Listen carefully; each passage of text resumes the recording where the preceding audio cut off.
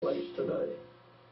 Congress, the Constitution says only Congress has the right to create and determine the value of money.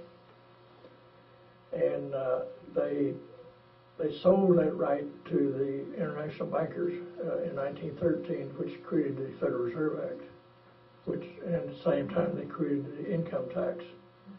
And all income taxes don't go to the Treasury Department, they go directly into the Federal Reserve. So we need to correct that. Now, let me get in some details on that.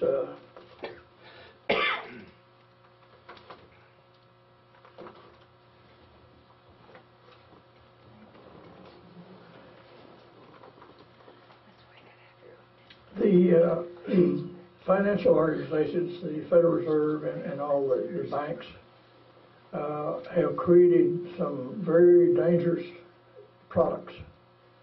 Probably the most dangerous two are derivatives and credit default swaps. Now, a derivative is it's a contract that can be written so that you make a bet one way or another. You might bet that the weather's going to get hotter or the weather's going to get colder, or you might bet on a index of monetary funds, or you can bet on the outcome of election or whatever. And then the credit default swap is they can write an insurance policy that will guarantee that if you lose in your derivative venture, you've got a credit default swap that will offset that, so you can't lose. All right, now what the magnitude of the derivatives and credit default swaps? On September 29th, 2007, J.P. Morgan Chase Bank had total assets of $1.2 trillion. They had outstanding derivatives of $91.7 trillion, or 76.4 times their net worth. That is a Ponzi scheme.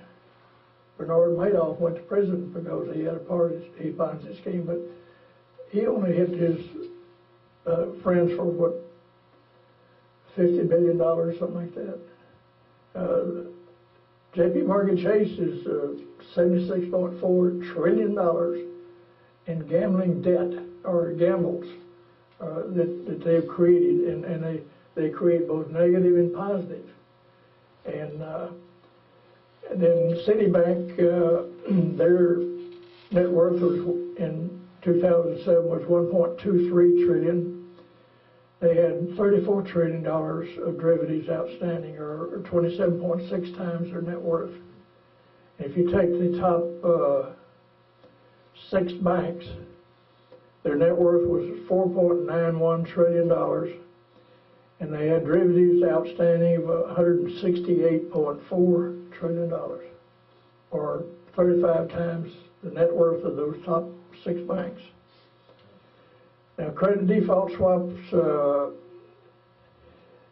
in June of 2008, they were $54.6 trillion outstanding in credit default swaps.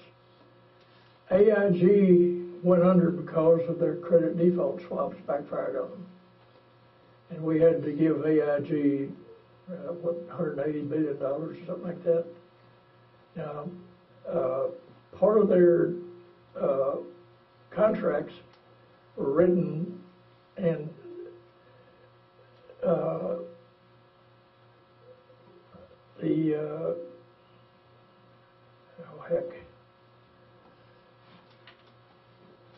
every now and then a word won't come to me, but it'll come back to me a little bit.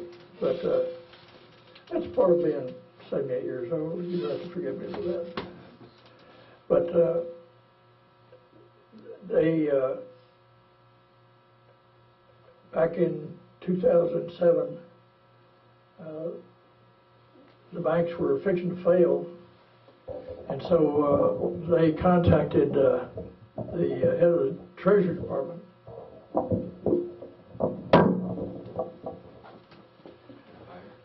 And he went running to Congress and saying the sky's falling, the world's going to collapse, we're all going to end up just in mud if you don't give the banks $700 billion. A Bailout. And so Congress, they're controlled by the banks anyway, so they, oh yeah, we got to save the banks, so they quickly passed this. And then later on they passed it for another $700 billion. And the Federal Reserve is giving banks something like $4 trillion. We don't, the Federal Reserve is secret, so they don't have to tell us how much they've given to the banks. But it's probably something around $12 trillion that we have between the Fed and the Congress have dumped into the banking system to keep them alive. And they're still failing. There's danger that one or two other banks may fail before the end of the year. Citibank is very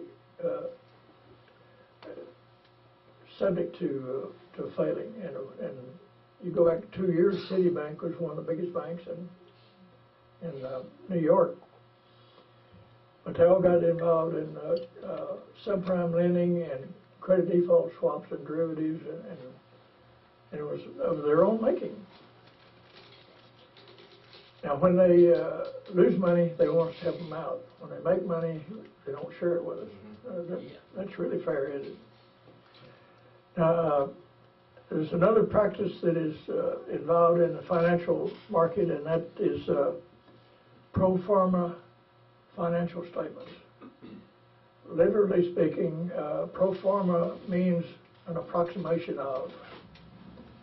And so when they issue an annual report and they say it's a pro forma statement, it just says this is an approximation of what our financial situation is.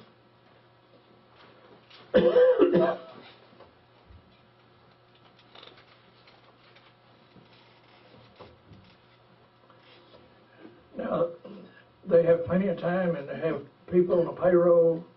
All they have to do is Congress pass a law saying that all financial statements must be absolutely accurate to the best of their knowledge, and the CEO of the company must sign a certified statement that it's as accurate as it can be.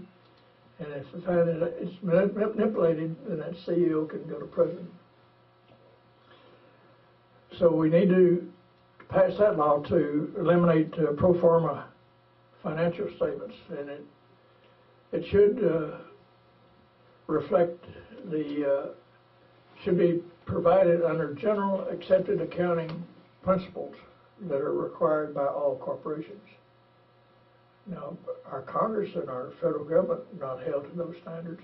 They have 4 or 5 different financial systems within our federal government, and that's by design. They don't want, if there's one system and they're all held to general accepted accounting principles, then we'd really know what's going on, and they don't want us to know what's really going on. So they have all these others. And even more of an insult, on financial statements, they have what they call off-balance sheet assets. Now, what the heck is that? It's either an asset or it's a liability. How can it be off-balance sheet, but they have off-balance sheet items on their financial statements? And that's just another way of fooling the public. Another major problem that I have with the financial people is, especially in currencies and stocks and bonds and commodities, is they have what they call short selling. And what's short selling?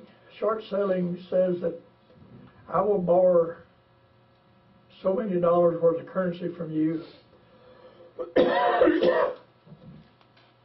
and you're supposed to agree to that, and then I sell it. And then with me and several other people, we'll drive the value of that currency down, and then I'll buy it back at a lower price, and then I'll pay you back. And that's short selling. And that's legal. Now, it's just like if I were to borrow your